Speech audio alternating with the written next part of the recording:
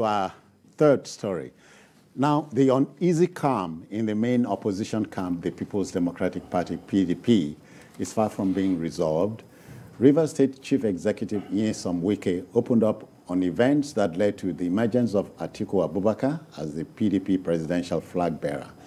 Now, Governor Wike said, but for the love he and others in his camp had for the opposition party and perhaps the country, the primary could not have prevented, they could have prevented the primary from going on.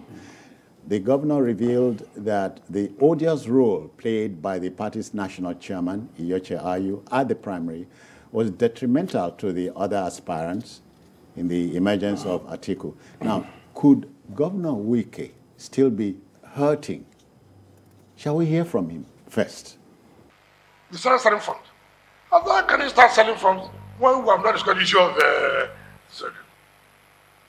so cleverly, then I came up with people that bought funds.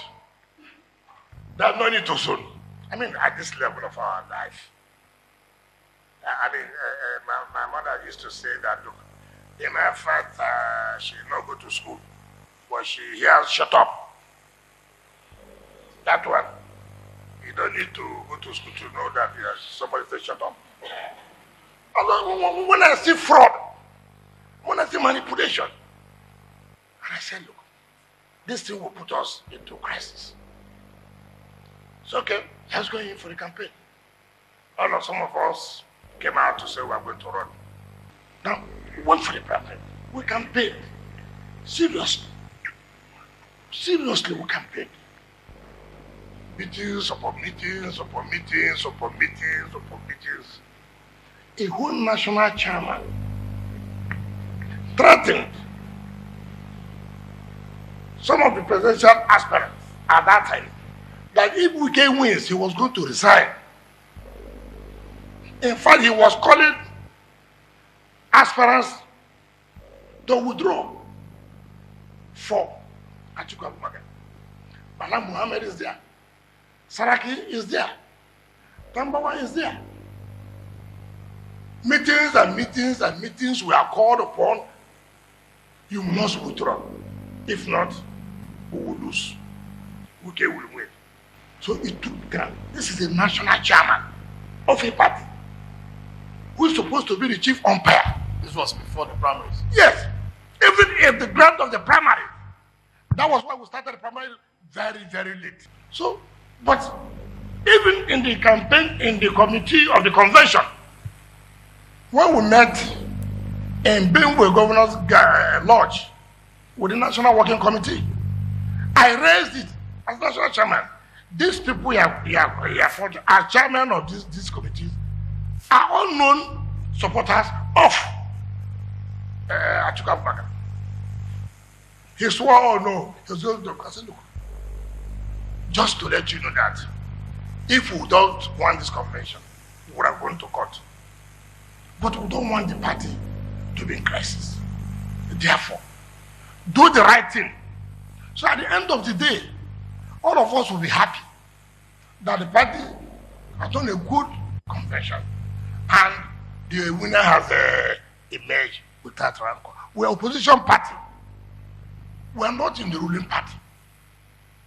Therefore, we must conduct ourselves in such a way that there should not be internal crisis that may not be resolved before the general election.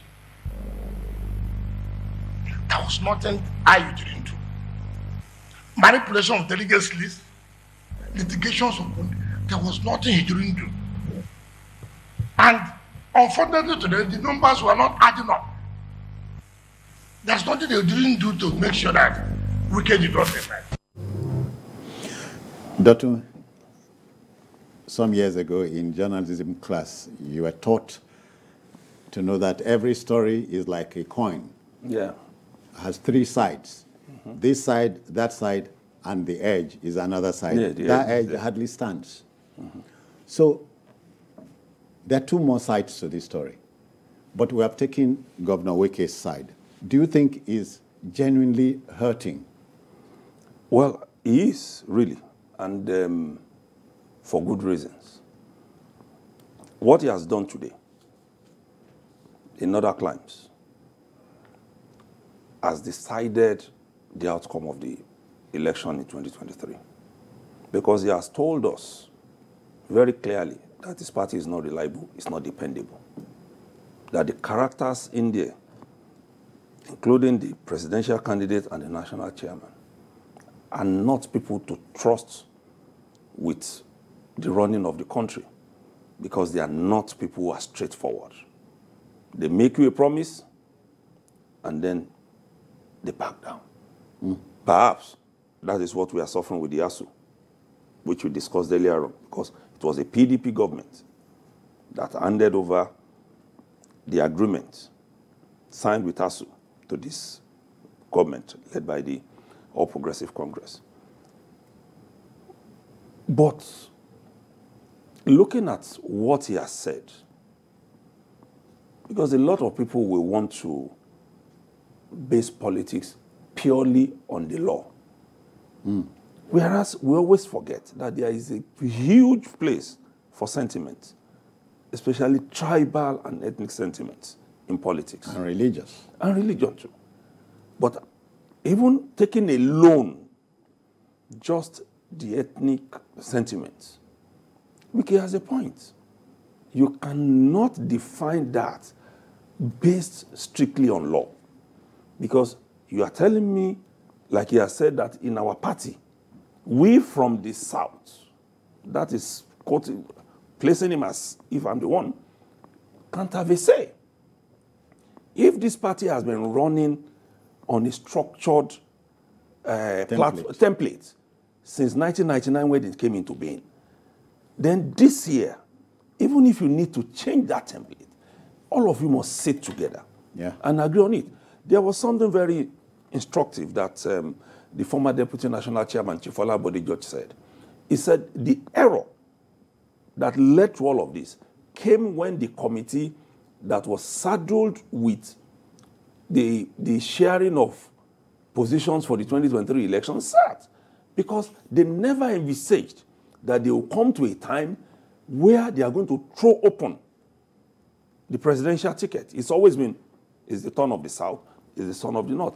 That by the time they realized that it was going to be thrown open, no decision could be taken again as per where the chairman was, because the chairman had already emerged. So that put them in a tight corner. But like Wike said today, and in fact, I agree with him completely. The chairman does not need to base his ouster or his leaving or his resignation or removal on the law. Yeah. He should he do insists he was elected to run a four-year term. Yes, you have been elected to do that. But if that is going to lead your party into losing that election, nothing stops you from conceding that. Well, don't give out the election result for now. Bolaji, do you see through what Governor Wike is saying? Yeah, well, I agree with some of what he has said. But the where I have issue with Governor Wike is you knew there were problems during the primary or in the build-up to the primary election. You knew all this, but you still took part in that election. So you really what should he have done?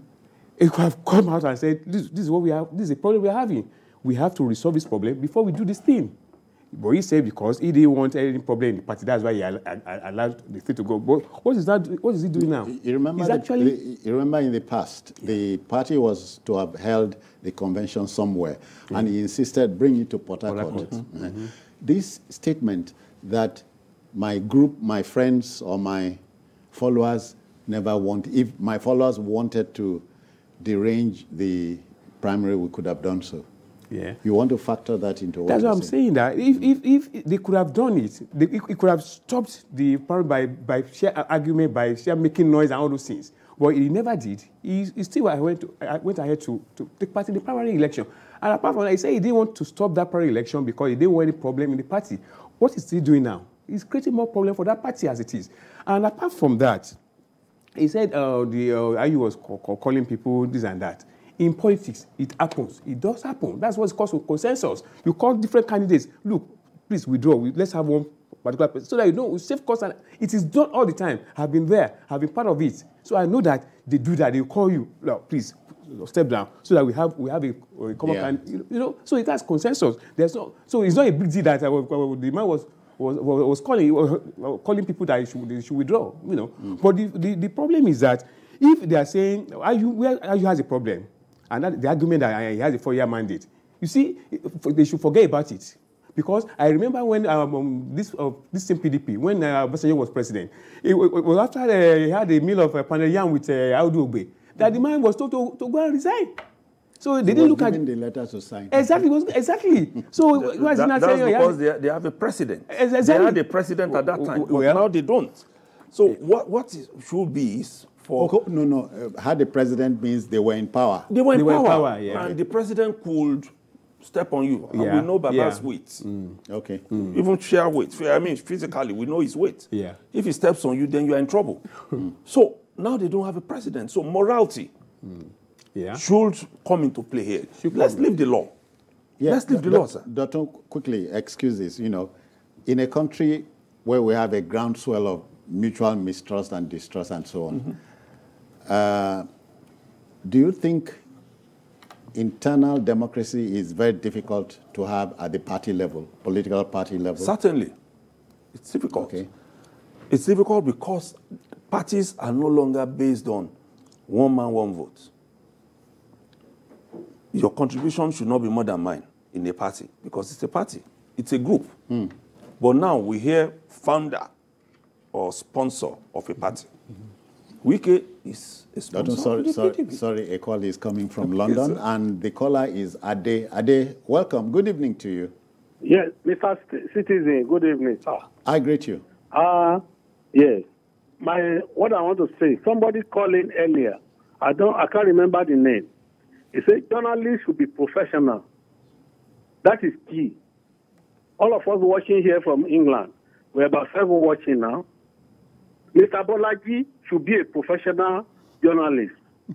He said it's normal for a national chairman to be talking to presidential candidate to step down. It's not normal. It's abnormal. Be a professional. The same way Bolaji was siding with federal government against ASU. Let the man be a politician. You want to be a politician rather than be a journalist. Don't mislead people. It's a wrong contribution. Ade, that's a big blow. Well, from his own perspective. Exactly. But that's his own perspective. We can't quarrel with your... Yeah, that is his perspective. You see, because like I said, and I'm still saying it, I was a member of an administration of your state. And I know when we were going to choose a governorship candidate in your state, we had to call all these people, the party chairman, the governor, they called them, like, look, don't let us waste too much time. Let's have someone that we believe can win the election for us. Let's go ahead and give him the ticket. You see, that's consensus. So saying that being a politician, no, it's about the way parties run in Nigeria. That's the point I wanted to make. That's the way it is done in Nigeria. It is the Nigerian culture. Exactly. Brother Ade must be told that perhaps, I don't know when he left for England. Yeah. That time he was here. The country don't go far. They don't go far. Because I was going to refer to that. When we had the MPN, the UPN, we saw the way it worked. Yeah. Will somebody say... all members of the public own the party. They own the party. Yeah. And they decide. For instance, people who are talking about the Muslim ticket, they've forgotten that there was a time UPN had a Christian ticket. Exactly. And it wasn't an issue. It wasn't an issue because the country has evolved now to a point where, to use your language, there's mutual distrust. Yeah. It's either it's my man or no one else can do it. And that's where the problem is, because you can't go elsewhere and have the national chairman of a party calling candidates to step down for one aspirants to step down for one of them, and there won't be backlash. There will be. Just let him try it in China. Oh, come on. Don't dare anybody. Well, my word as an elder, maybe not statesman, as an elder here to the PDP is, don't forget the words of Napoleon Bonaparte. He said to politicians, if your enemy is making a mistake, don't interrupt him. I'm done.